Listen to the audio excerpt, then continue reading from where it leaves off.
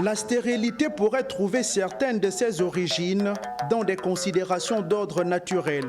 Selon le Reuzen, maître initiatique et responsable du temple, Zama Akobomandemo, de nombreux jeunes, hommes comme femmes, seraient empêchés d'enfanter pour des raisons spirituelles et culturelles. Comment ça se passe? Je parlerai d'abord de la première consécration.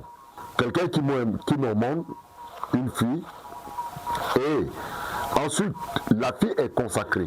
La fille est consacrée pourquoi? La fille est consacrée pour être au service des génies de sa famille.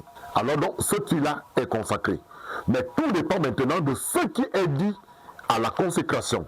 Cette fille peut enfanter si elle reste dans le village et qu'elle ne va pas en mariage.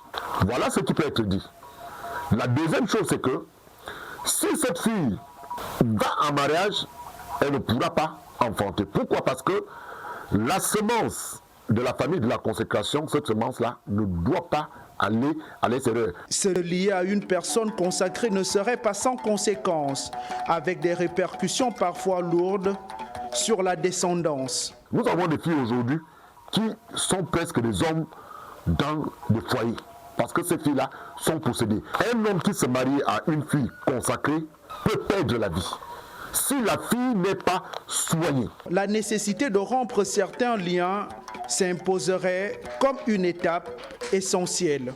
Nous, en tant que Nganga, et lorsqu'on reçoit ce genre de cas, qu'est-ce qu'on fait? Parce qu'on appelle ça chez nous les femmes hackers. Dans le traitement, il faut donc chercher à faire une coupure de lien entre cette entité et la jeune fille.